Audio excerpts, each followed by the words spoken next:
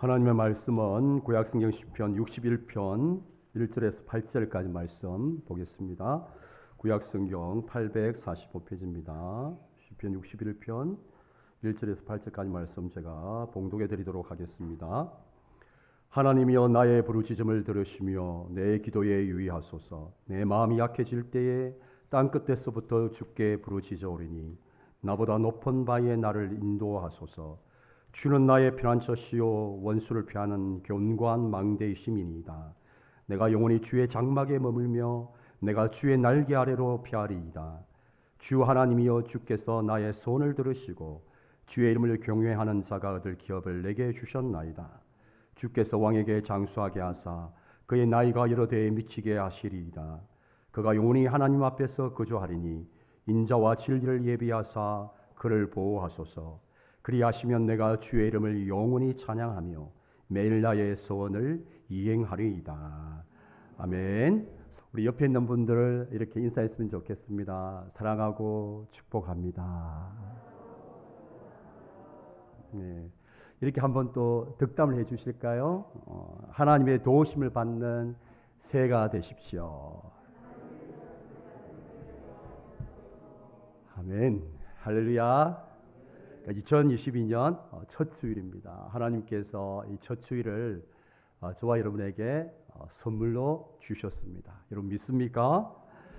하나님께 주신 이 2022년 새해가 여러분 모두에게 복된 새해가 되기를 주님의 이름으로 축복합니다. 새해를 맞이하면서 여러분들 모두는 이 한 해를 정말 의미 있게 정말 제대로 살아보고 싶어하는 그런 소원이 있는 줄 압니다. 혹시 여러분 가운데 목사님 저는 2020년 그냥 대충 되는 대로 살래요, 그냥 아무런 의미 없이 살래요, 막 살래요 하는 분 계신가요? 우리 모두는 정말 새로운 한 해를 잘 살고 싶어 합니다. 제대로 살고 싶어요. 자, 그러면 우리가 하나님께서 우리에게 선물로 주신 이 2020년 새해를 어떻게 하면 제대로 살 수 있을까요? 어떻게 하면 복된 한 해를 우리가 만들어 갈 수 있을까요? 여러 가지를 이야기할 수 있겠죠. 그럼 무엇보다도 신자인 저와 여러분이 이 새해를 제대로 살아가기 위해서는 무엇보다도 하나님의 도우심이 절대적으로 필요합니다. 우리 한번 따라서 하겠습니다. 하나님의 도우심이 필요합니다. 그럼 왜 하나님의 도우심이 우리에게 절대적으로 필요할까요? 우리가 살아가야 될 2020년 한 해가 정말 만만치 않습니다. 정말 쉽지 않습니다. 우리가 앞에는 우리가 예상할 수 없는 수많은 인생의 어려움과 예측할 수 없는 문제가 우리 가운데 우리를 기다리고 있습니다. 마치 사자가 이렇게 배고파하는 사자가 먹이를 삼키려고 기다리고 있는 것처럼 우리가 알 수 없는 인생의 어려움과 예측할 수 없는 문제들이 우리를 삼키려고 우리를 기다리고 있습니다. 그러므로 저와 여러분이 성공적인 새해를 살아가기 위해서 무엇보다도 하나님의 절대적인 도우심이 필요합니다. 사랑하는 평강의 성도 여러분, 저와 여러분이 2022년 성공적인 한 해를 살아가기를 원하십니까? 그렇다면 무엇보다도 여러분의 인생 가운데 하나님의 도우심이 있기를 주님의 이름으로 축복합니다. 그럼 하나님의 도우심이야말로 신자인 저와 여러분이 예측할 수 없는 인생의 어려움과 문제 가운데서도 성공적인 항해를 할 수 있는 비결인 줄 믿습니다. 여러분 오늘 우리가 읽은 이 본문에 보면 바로 그러한 인생을 살았던 믿음의 사람 다윗이 나오고 있습니다. 인생의 힘듦과 어려움이 있었지만 그 힘듦과 어려움에도 불구하고 하나님의 도우심을 통해서 성공적인 인생을 살았던 믿음의 사람 다윗을 저와 여러분이 만나게 됩니다. 여러분 왜 하나님께서 이 다윗의 이야기를 기록해 놓으셨을까요? 저와 여러분도 바로 다윗과 같이 하나님의 도우심을 받고 성공적인 인생을 살아가기를 원하시기 때문입니다. 그리고 오늘 본문의 말씀을 보시면 이 다윗이 인생의 큰 어려움 가운데 있는 것들을 보게 돼요. 여러분 다윗이 어떤 인물입니까? 신앙적으로는 하나님의 마음에 합한 사람이라고 인정을 받을 만큼 믿음의 사람입니다. 여러분과 같은 믿음의 사람이에요. 또한 세상적으로는 이 왕이라는 사회적 신분을 가지고 있는 사람이죠. 그런데 그런 그에게도 인생의 어려움과 문제가 찾아오는 것을 만나게 돼요. 여러분 이게 바로 우리의 인생이에요. 여러분 인생의 어려움과 문제에 예외가 있는 것은 없습니다. 그 누구도 인생에 찾아오는 어려움과 문제 앞에서 예외는 없는 거예요. 그가 어떤 신분을 가지고 있고 어떤 재물을 가지고 있고 그 사람이 어떤 사회적 지위에 있든지 상관없이 모든 인생들은 인생의 어려움과 문제를 만나게 되어 있습니다. 오늘 성경이 바로 그것을 우리에게 말씀해 주고 있습니다. 오늘 1절 말씀을 보십시오. 하나님이여 나의 부르짖음을 들으시며 내 기도에 유의하소서. 나의 부르짖음을 들으시며 또 2절 말씀 보십시오. 내 마음이 약해질 때에 땅 끝에서부터 주께 부르짖으오니 여러분 내 마음이 약해질 때에 땅 끝에서부터 이런 표현들이 보여주는 게 무엇을 의미합니까? 지금 다윗의 삶 가운데 그가 예상할 수 없었던 어려움과 문제가 찾아왔다는 것을 의미합니다. 여기 땅끝이라는 표현은 거리적인 개념을 말하는 게 아닙니다. 다윗이 그만큼 지금 마치 자신이 땅 끝에 있는 것 같은 그런 상황인 만큼 힘들다는 것을 그렇게 말해주는 문학적인 표현입니다. 그리고 이 시편은 다윗이 아들 압살롬의 반역으로 인해서 쫓기던 도중에 썼던 시편입니다. 여러분 생각해 보십시오. 아들의 반역으로 말미암아 쫓기는 아버지의 그 마음, 그 참담한 마음, 그리고 그 배신으로 인해서 그동안 믿었던 신하들에게 배신당한 인간적인 이 고통, 그리고 그 마음을 표현해 주는 것이 바로 땅끝이라는 거죠. 땅끝. 내가 땅끝에 서 있다라는 거예요. 여러분 다윗의 한번 심정을 여러분 한번 헤아려 보십시오. 땅끝에 서 있다는 그의 마음이 여러분 느끼시나요? 아들에게 배신당한 아버지의 마음, 믿었던 사람들에게 비수로 찔림을 받은 이 다윗의 막 비통한 심정, 그 심정이 바로 땅 끝에서부터라는 단어로 표현이 되고 있습니다. 여러분 이 다윗은 왕입니다. 다윗은 연약한 인생이 아니에요. 얼마든지 이 어려움을 헤쳐나갈 수 있는 힘과 군사력을 가지고 있는 사람이에요. 세상적인 자원을 충분히 가지고 있는 왕입니다. 그럼에도 불구하고 지금 이 문제는, 이 다윗이 만난 문제는 자신이 가진 힘과 군사력으로도 해결할 수 없는 문제예요. 왜요?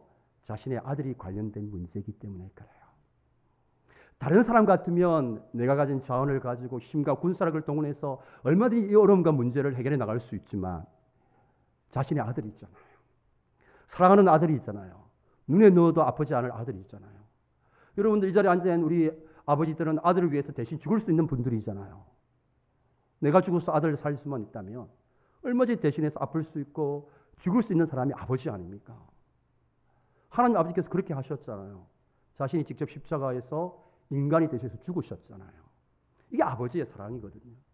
물론 죄인된 우리의 인간의 삶 속에서 아버지라는 그 개념이 많이 왜곡됐죠. 오히려 자녀에게 상처를 주는 그런 아버지가 있지만, 그러나 보편적으로 모든 아버지의 마음은 동일해요. 이 다윗과 마음과 같아요. 어떻게 나를 대항해서 일어난 아들을 내가 대신에 싸울 수가 있어요. 그럼 요즘 제가 이제 이 말씀을 묵상하는 가운데 갑자기 우리 한국의 역사가 생각이 났어요. 여러분 태종 이방원 아시죠? 요즘 태종 이방원을 다시 다루는 드라마가 다시 이렇게 하고 있더라고요. 여러분 보고 계시나요? 아니면 여러분 너무 경건을 하셔가지고 늘 성경만 보십니까? 여러분 드라마도 좀 보세요. 그럼 거기 보니까 태종 이방원이 왕자의 날을 일으킵니다. 그리고 자기 배다른 형제들을 다 죽이죠. 참 놀라운 것은요, 아버지 이승계의 태도예요. 그럼 아버지 이승계는 어떤 사람입니까? 조선을 건국한 그 당시 최고의 무장입니다. 단 한 번도 싸움에 패한 적이 없는 장수예요. 최영 장군과 더불어. 얼마든지 자신을 따르는 사람들을 동원하고 군사력을 동원해서 자신의 아들 이방원을 제거할 수 있습니다. 그런데 이 아버지 이승계가 망설여요. 여러분 왜 그럴까요? 자신의 아들이잖아요. 남의 문제에 대해서는 얼마든지 우리는 객관적인 문제에 대해서는 얼마든지 우리가 해결할 수 있지만 자신의 문제와 관련된 문제는 우리가 해결할 수 없잖아요. 여러분 저도 이제 상담가로서 다른 자녀의 문제에 대해서는 제가 상담을 잘해요. 집사님 그럴 때는 이렇게 하셔야 돼요 라고 이야기를 잘하죠. 그래서 제 자녀의 문제는 제가 상담가가 되지 않습니다. 보통의 아버지 같아요. 어떻게 하면 좋지? 이런 마음이 드는 거죠. 여러분 태종 이방원을 바라보는 아버지 이승계의 마음도 그렇고 오늘 다윗의 마음이 바로 그런 거예요. 내가 다른 사람 같으면 얼마든지 내가 내 힘을 동원해서 이 문제를 해결할 수 있는데 내 아들이란 말이에요. 그러니까 내 아들 앞에서는 내가 가지고 있는 이 왕으로서의 힘과 군사력이 아무런 의미가 없는 거예요. 어떻게 아들을 상대해서 아버지가 싸울 수 있단 말이에요. 아들은 아버지를 대항해 싸울 수 있지만 아버지는 아들을 대항해 싸울 수 없는 그게 아버지의 마음이에요. 여러분 우리도 그렇잖아요. 우리도 하늘 아버지에 대해서 얼마든지 막 반역하잖아요. 그러나 하늘 아버지는 우리를 대해서 반역하지 않아요. 그게 아버지의 마음이거든요. 여러분 자신이 가진 힘과 자신이 가진 자원으로 이 문제를 돌파해낼 수가 없는 것입니다. 여러분 이게 바로 우리의 인생이잖아요. 그리고 인생을 살다 보면 우리의 힘과 능력으로는 어찌할 수 없는 그런 인생의 어려움과 문제들을 만나게 됩니다. 그래서 저와 여러분에게는 이 새해 무엇보다도 하나님의 도우심이 절대적으로 필요한 것입니다. 하나님의 도우심이 없으면 우리가 만나는 인생의 어려움과 문제들을 돌파해낼 능력과 힘이 우리에게는 없는 것입니다. 사랑하는 평강의 성도 여러분, 이 새해에 무엇보다도 여러분이 하나님의 도우심을 받을 수 있기를 축복합니다. 오늘 본문을 통해서 다윗이 어떻게 하나님의 도우심을 받았는지를 살펴보면서 저와 여러분도 하나님의 도우심을 받는 그런 한 해가 되기를 축복합니다. 자, 먼저 우리가 하나님의 도우심을 받기 위해서는 주님의 날개 아래로 피해야 합니다. 우리 함께 하겠습니다. 주의 날개 아래 피하라. 우리 4절 말씀 같이 읽겠습니다. 내가 영원히 주의 장막에 머물며 주의 날개 아래로 피하리이다. 여러분 어떻게 해야 할지 모르는 이 어려운 상황 가운데서 다윗은 무엇을 하고 있습니까? 주의 날개 아래로 피하고 있습니다. 자신의 어려움 속에서 그런 다른 것을 의지하지 않아요. 자신의 왕권을 의지하지 않습니다. 다른 사람들을 의지하지 않습니다. 군수사력을 의지하지 않습니다. 자신이 가진 자원을 의지하지 않아요. 자신을 따르는 사람들도, 자신을 따르는 군사들도, 자신이 가진 왕권도 의지하지 않습니다. 그것으로 피하지도 않습니다. 무엇을 의지하고 어디로 피하고 있습니까? 내가 주의 장막에 머물며 주의 날개 아래로 피하리이다. 다른 것을 의지하고 다른 것으로 피하는 것이 아니라 주님의 날개 아래로 피하는 다윗의 모습을 우리에게 보여주고 있습니다. 여러분 이것은 다윗의 결심이죠. 다윗의 결심이에요. 사랑하는 평강의 성도 여러분, 우리가 새해를 맞이하면서 무엇보다도 저와 여러분이 결단을 할 때에 이 다윗과 같은 결심을 할 수 있기를 축복합니다. 인생의 예기치 않은 어려움을 만날 때마다 내 힘과 능력과 자원으로 해결할 수 있는 인생의 어려움을 만날 때마다 도울 힘이 없는 사람들도 의지하지 마시고 도울 힘이 없는 그것으로 피하지도 마시고 여러분을 충분히 도우실 수 있는 전능하신 하나님, 그 하나님의 날개 아래로 피할 수 있기를 주님의 이름으로 축복합니다. 여러분 왜 오늘 다윗은 다른 것에 피하지 아니하고 다른 것을 의지하지 않고 하나님을 의지하고 하나님의 날개 아래로 피하는 것일까요? 그 이유가 3절에 나와 있습니다. 우리 3절 다 함께 읽겠습니다. 주는 나의 피난처시요 원수를 피하는 견고한 망대이심이니이다. 여러분 다윗은 왕입니다. 자신을 지킬 수 있는 충분한 힘이 있었습니다. 그런데 그가 아들 압살롬의 반역을 통해서 깨달은 것이 무엇입니까? 자신에게 있는 그 힘도, 그 왕권도, 그 군사력도, 그 전도 해결할 수 없는 문제가 있다는 것을 뼈저리게 깨달은 것이죠. 아들 압살롬의 반역을 통해서.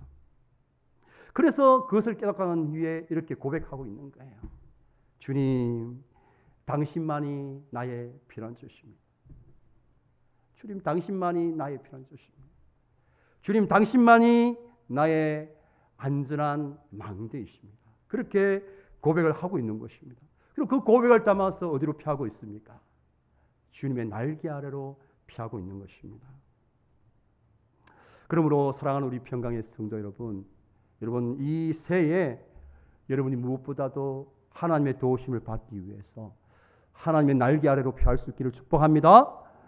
다른 무엇이 아니라 하나님께로 피할 수 있는 여러분 될 수 있기를 축복합니다. 여러분, 이 세상에 가장 안전한 곳은 바로 하나님의 날개 아래입니다. 그럼 하나님의 날개 아래에 피한다는 것이 어떤 의미일까요? 날개는 보호와 안전을 의미해요. 그럼 성경을 보면 주님의 날개 아래 피한다는 것을 독수리와 독수리 새끼를 통해서 우리에게 이렇게 설명해 주고 있습니다. 여러분, 독수리 큰 날개가 있잖아요. 독수리가 큰 날개를 펴니까 저보다 키가 더 크더라고요. 이 길이가. 이 큰 날개로 하는 역할이 있어요. 자신의 새끼를 업어서 이렇게 날아다니는, 자신의 새끼를 보호하고 안전하게 해주는 역할을 감당합니다. 새끼가 높은 곳에서 떨어지잖아요. 참 놀라운 것은 독수리는 자기 새끼를 일부러 높은 곳에서 떨어뜨리죠. 그리고 땅에 떨어지는 새끼 독수리가 날 수 없잖아요. 떨어지면서 이제 죽었구나 하는 그 순간 어미 독수리가 그 큰 날개를 펼치고 바로 그 떨어지는 새끼를 업어서 나르는 거예요. 이게 주님의 날개 아래 피한다는 말의 의미예요. 하나님의 날개 아래로 피한다는 것은 큰 독수리가 자신의 날개로 떨어지는 새를 업어서 나르는 것처럼 저와 여러분을 지켜주시고 보호해 주신다는 거예요. 하나님의 날개 아래로 피한다는 것은 바로 이 전능하신 하나님을 나의 보호자로 삼고 나의 피난처로 삼는다는 것입니다. 사랑하는 평강의 성도 여러분, 우리가 새해를 기대를 가지고 출발하지만 우리의 인생이 녹록지 않아요. 만만치 않습니다. 예측할 수 없는 어려움과 문제를 만납니다. 최선을 다해서 준비했지만 예상할 수 없는 변수를 만나요. 내 힘과 내 능력과 내 자원으로 해결할 수 없는 어려움과 문제를 만나게 됩니다. 그런 순간 그 어느 때보다도 여러분들이 다른 것으로 피하는 것이 아니라 바로 그 순간이야말로 하나님의 날개 아래로 피하는 가장 좋은 시간이라는 사실을 믿을 수 있기를 축복합니다. 하나님의 날개 아래로 피하세요. 하나님께로 피하십시오. 그것이 이 세상에서 가장 안전한 것이에요. 하나님이 그 크신 날개로 여러분의 삶을 지켜주실 것입니다. 여러분의 삶을 안전하게 하실 것입니다. 여러분의 가정과 여러분의 삶을 보호해 주실 것입니다. 그러므로 여러분들이 하나님의 도우심을 받기 위해서 하나님의 날개로 피하는 그런 한 해가 될 수 있기를 축복합니다. 자, 두 번째, 하나님의 인도하심을 받기 위해 우리는 무엇을 해야 하는가? 주님의 도우시는 은혜를 위해서 기도하라입니다. 우리 함께 하겠습니다. 주님의 도우시는 은혜를 기도하라. 우리 7절 말씀 다 함께 읽겠습니다. 그가 영원히 하나님 앞에서 거주하리니 인자와 진리를 예비하사 그를 어떻게 하소서? 보호하소서. 다윗은 하나님의 날개 아래로 피한, 하나님께로 피한 후에 어떻게 하고 있습니까? 자신을 보호해 달라고 하나님의 도우시는 은혜를 구하고 있습니다. 도우시는 주님의 은혜를 사모하고 있는 거예요. 사랑하는 우리 평강의 성도 여러분, 여러분이 정말 하나님의 날개 아래로 피하신다면, 하나님께로 피했다면 그 하나님께 여러분 도우시는 은혜를 구할 수 있기를 축복합니다. 여러분, 우리는 기도하지 않고는 살 수 없는 인생이에요. 우리는 연약함과 부족함과 한계를 가지고 있는 한계투성의 인간이에요. 여러분, 우리가 아무리 치밀하게 준비하고 노력해도 예상할 수 없는 인생의 어려움과 문제가 찾아오죠. 또 어려움과 문제가 왔는데 우리의 힘과 자원으로 그것을 충분히 해결할 수 있으면 좋겠지만 우리는 해결할 수 있는 힘과 능력이 제한되어 있습니다. 우리는 말 그대로 이 인생을 살아가기 위해서는 혼자 힘으로는 힘들어요. 하나님이 우리 인생을 도우셔야 돼요. 그래야만 우리가 인생을 성공적으로 살아갈 수가 있습니다. 올 한 해 우리가 정말 이 한 해를 복된 하루로 만들어가고 싶고 의미 있는 한 해로 만들어가기 위해서는 하나님이 도우셔야 돼요. 여러분 믿습니까? 하나님이 도우셔야 돼요. 여러분의 가정도 하나님이 도우셔야 돼요. 하나님께서 여러분의 가정을 붙들어 주셔야 돼요. 여러분의 삶도 하나님께서 붙들어 주셔야 돼요. 여러분의 자녀도 하나님께서 붙들어 주셔야 돼요. 여러분의 직장도, 여러분의 건강도 하나님께서 붙들어 주셔야 돼요. 여러분의 힘과 노력과 자원으로 여러분 살아갈 수 없어요.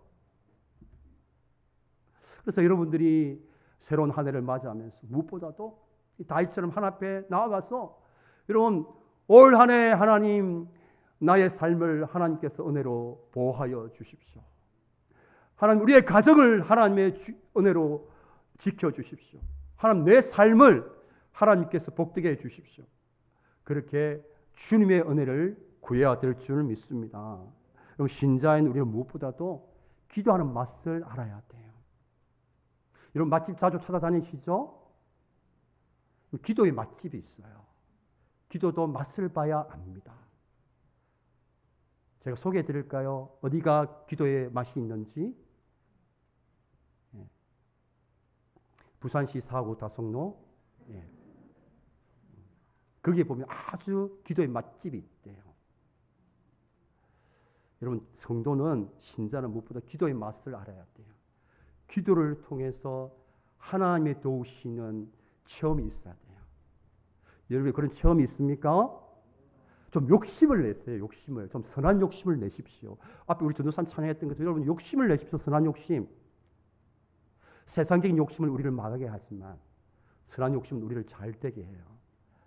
여러분 기도의 이 체험이 있어야 돼요. 기도를 통해서 내 삶을 하나님께서 도우시는 그 감정이 우리의 삶 가운데 있어져야 됩니다.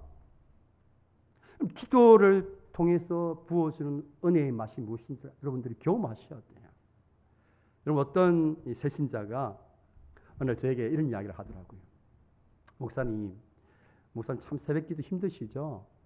아이고 저 같으면 아이고 목사님 도저히 못할 것 같아요. 저는 뭐 그런 일도 없겠지만 새벽기도 때문에 목회자는 절대로 될 수 없을 것 같아요. 그렇게 하더라고요. 제가 그 이야기를 듣고 뭐라고 대답해 주었을까요? 누구누구 성도님 처음에는 다 그렇게 생각해요. 저도 교육전도사 때는 그렇게 생각했어요. 정말 눈이 캄캄했어요. 내 평생에 설교를 하면서 살아야 되다니, 내 평생에 새벽기도를 하면서 살아야 되다니 앞길이 캄캄했습니다. 이 두 가지만 없으면 내가 목회자 참 잘할 수 있을 것 같던데. 그래서 제가 선교사도 되고 싶은 마음이 있었어요. 성경 번역 선교사. 설교할 필요 없고 기도할 필요 없으니까, 새벽기도 할 필요 없으니까. 그런데 지금 제가 새벽기도를 해요. 새벽기도가 힘들까요? 힘들지 않을까요? 힘들지 않아요. 저는 지금 힘들지 않아요. 여러분 왜 그러신지 아십니까? 이게 다 이렇게 와서 기도하는 그 시간에 이 기도를 통해서 누리는 이 은혜가 있어요. 하나님 주신 은혜가 얼마나 큰지 몰라요. 자, 그것 때문에 인생을 살아가고 목회를 합니다. 기도를 하면 처음에는 막 이렇게 이 상황과 환경이 주는 생각들, 사람들과의 관계 속에서 받았던 스트레스, 때로는 내가 한번 싸워볼까? 육신의 감정이 막 올라와요. 저도 사람이잖아요. 그런데 막 기도를 하면 하나님이 막 저 육신의 감정을 막 이렇게 다듬어줘요. 그러면서 이 하나님의 마음으로 자꾸 이렇게 내 마음을 편안하게 해주세요. 그러면 막 저를 힘들게 하는 사람도 그냥 예쁘게 보여요.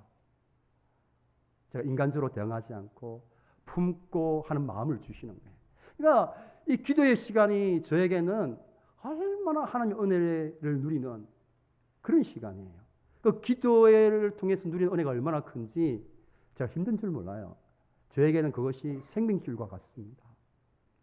여러분 신자는 기도의 체험이 있어야 돼요. 기도의 맛을 누려야 돼요. 저는 사랑하는 평강의 성도 여러분들이 2022년 새해에 무엇보다도 기도를 통해서 누리는 은혜가 얼마나 큰지 여러분 직접 체험할 수 있기를 주님의 이름으로 축복합니다. 여러분 오늘 다윗을 보세요. 그는 이미 이 기도의 맛을 체험한 사람이에요. 기도의 은혜가 얼마나 큰지를 체험한 사람이고 그에 대한 간증을 가지고 있는 사람이에요. 5절 말씀 우리 다 함께 읽겠습니다. 주 하나님이여 주께서 나의 소원을 들으시고 주의 이름을 경외하는 자가 얻을 기업을 내게 주셨나이다. 이것은 다윗이 직접 경험한 내용입니다. 그런 기도를 통해서 하나님이 어떤 분인지를 그런 경험주로 알게 된 거예요. 그가 체험한 하나님이 어떤 분이십니까? 자신의 소원을 들으시는 분이십니다. 우리에게 하신 그 약속을 반드시 들으시는 분이십니다.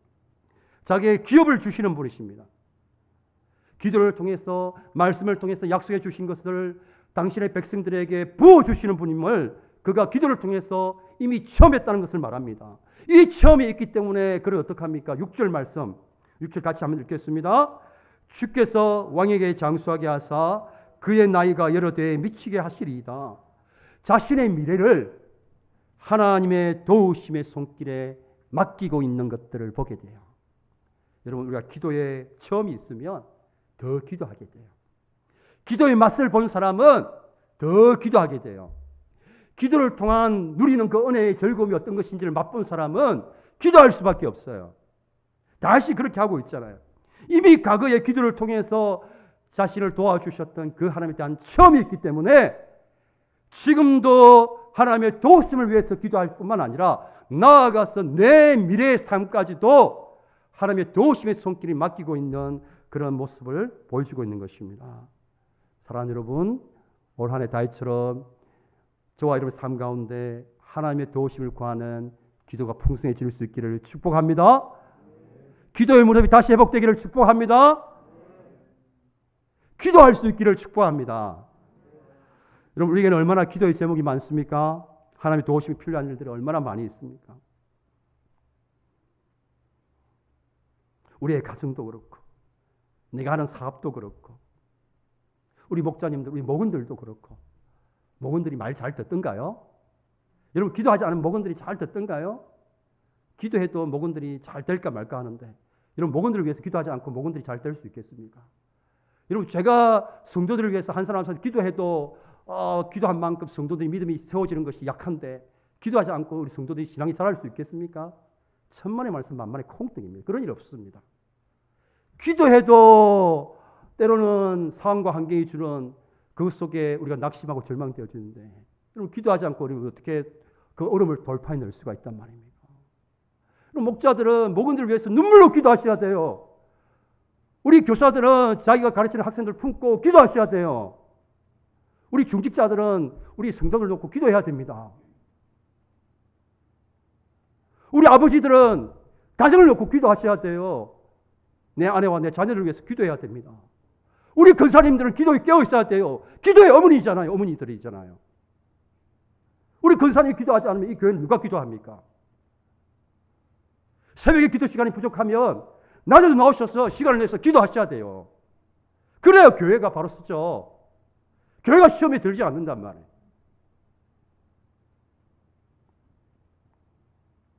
여러분, 오늘 하나님의 도우심을 받으려면 마지막 세 번째, 하나님께 기도하되 중요한 것은 믿음의 기도를 드려야 되는 거예요. 우리 함께 하겠습니다. 믿음의 기도를 드리자. 우리 8절 말씀 같이 읽겠습니다. 그리하시면 내가 주의 이름을 영원히 찬양하며 매일 나의 소원을 이행하리이다. 그럼 이게 어떤 겁니까? 지금 다윗은 놀라운 믿음을 보여주고 있어요. 아직 응답받지 않았어요. 아직 아무런 일이 일어나지 않았습니다.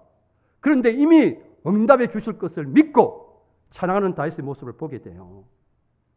하나님, 그렇게 하시면 제가 주의 이름을 영원히 찬양하겠습니다. 우리가 하나님의 도우심을 위해서 기도해야 되는데 중요한 것은 믿음의 기도를 드려야 돼요. 하나님께서 성경 여러 곳에서 우리에게 기도 응답의 약속을 주셨잖아요. 너희가 기도하면 내가 반드시 응답해 주시리라. 너희가 기도하면 너희가 기도하는 것보다 더 좋은 것으로 내가 채워주겠다.